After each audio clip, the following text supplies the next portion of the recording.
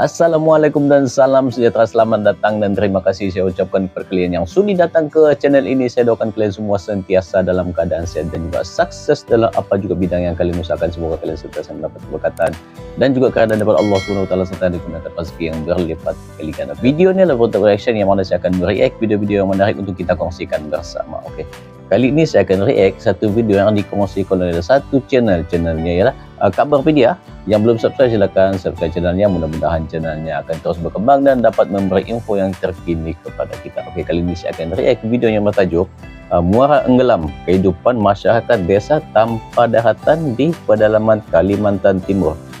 Oke, di sini dia ada sedikit info. Secara topografi, Muara Enggelam merupakan desa terpencil karena lokasinya yang sangat jauh dari kota. Satu-satu transportasi yang dapat diandalkan untuk mencapai desa ini hanyalah perahu. Seperti desa terapung pada umumnya, masyarakat desa Muara Enggelam tinggal di rumah-rumah apung atau sering disebut rumah rakit. Oh, rumah rakit dah. Oke, tanpa basa-basi, jom kita tengok video.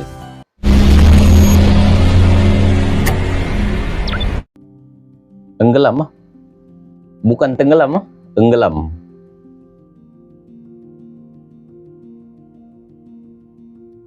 Naratif videos. Oh, semua pakai perahu nih. Adalah desa tanpa daratan. Oke. Tempat di mana rumah-rumah berdiri di atas air dengan pemandangan indah dan mengagumkan. Muara Enggelam merupakan desa terapung yang berada di tengah perairan Danau Melintang yang berlokasi di Kabupaten Kutai Kartanegara, Provinsi Kalimantan Timur. Oke, Kalimantan Timur. Danau Melintang sendiri adalah danau air tawar dengan luas sekitar 11.000 hektar. Udah terus.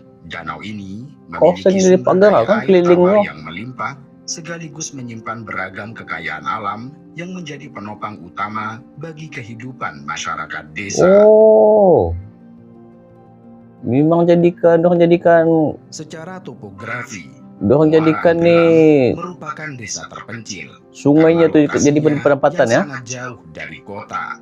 Oke. Satu-satunya transportasi yang dapat diandalkan untuk mencapai desa ini hanyalah perahu kayu.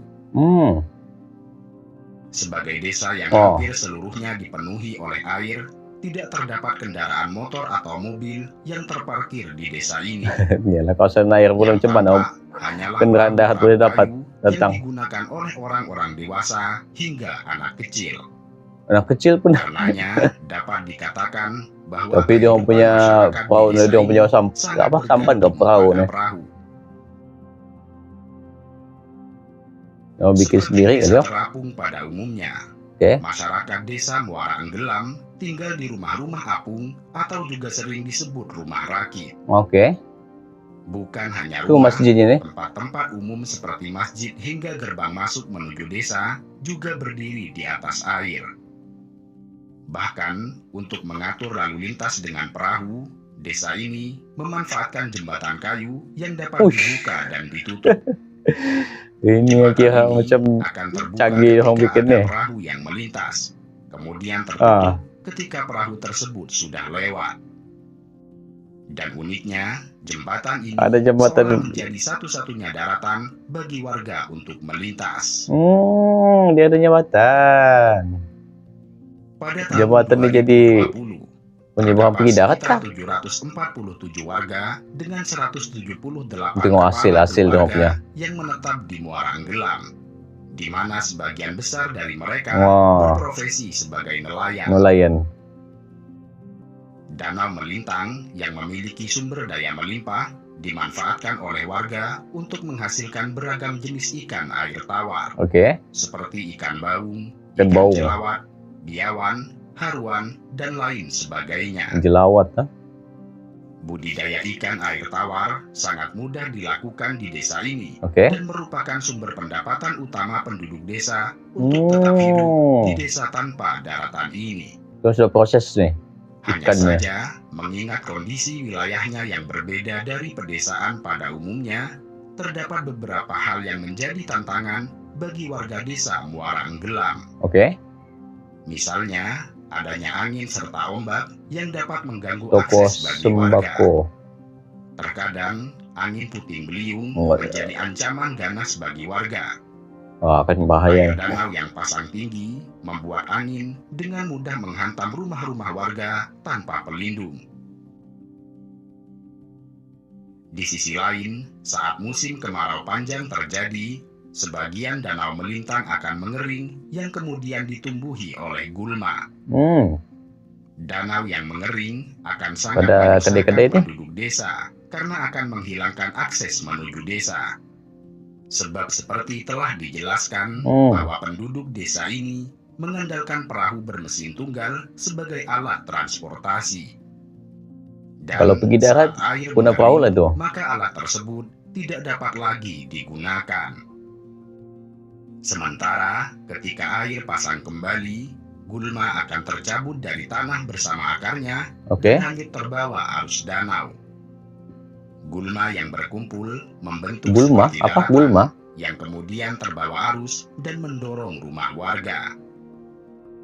Karena rumah warga mayoritas adalah rumah rakit yang diikat, maka tali penahan rumah bisa putus karena tidak kuat menahan ombak, angin, dan desakan dari gulma.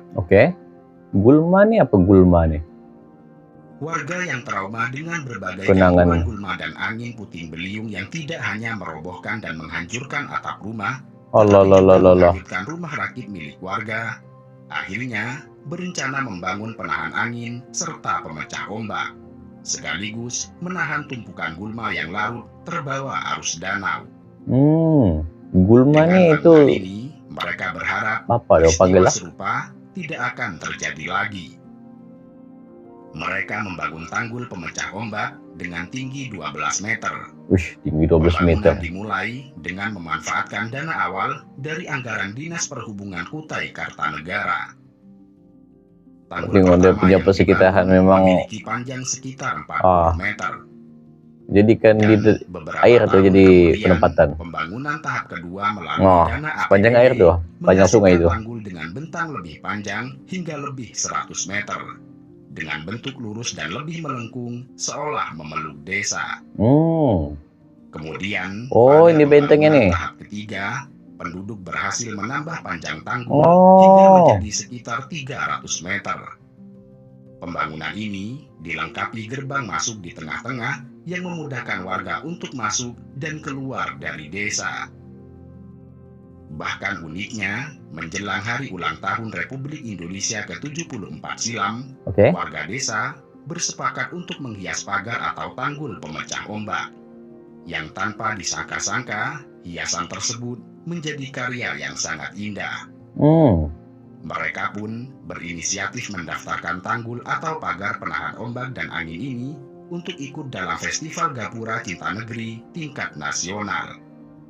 Dan tanpa diduga, mereka mampu bersaing dengan 1.793 gapura dari berbagai daerah dan menjadi salah satu pemenangnya.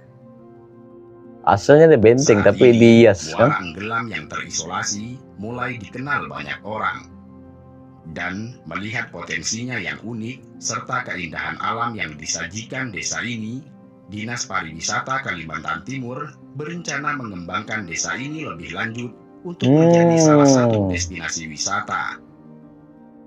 Kelompok sadar wisata setempat telah dibentuk oleh masyarakat Muara Enggelam untuk memaksimalkan potensi desa ini.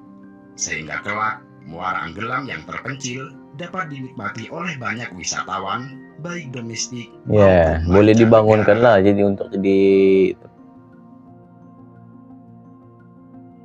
tempat berwisata. Itu udah tadi video yang dikongsikan oleh Kabarpedia yaitu berkaitan dengan satu kawasan yaitu di Muara Enggelam.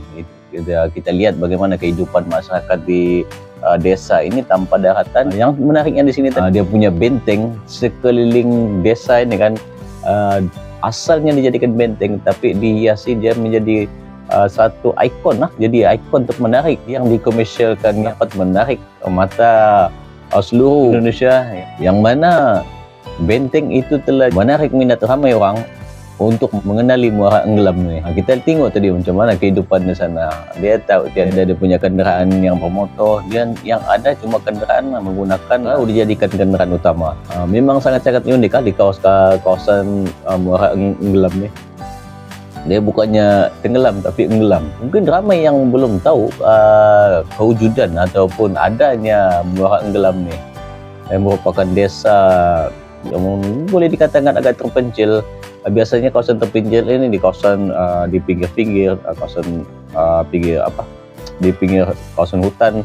Tapi kali ini di pinggiran di muara sungai yang dijadikan sebagai penempatan utama. Memang sangat unik dan boleh dibangunkan sebagai tempat berwisata pada masa-masa akan datang. Mungkin ada dia punya keistimewaan yang kita belum tahu. Kalian lebih tahu keistimewaan yang ada di desa ini, kalian boleh kongsikan di ruangan komen di bawah untuk kita sama-sama mengetahui info-info yang terkini di kawasan ini. Okey, itu saja untuk video kali ini. Kongsikan pendapat kalian di ruangan komen di bawah untuk kita sama-sama berkongsi ilmu pengetahuan. Itu saja untuk video kali ini. Kita jumpa lagi di video akan datang. Assalamualaikum, bye-bye.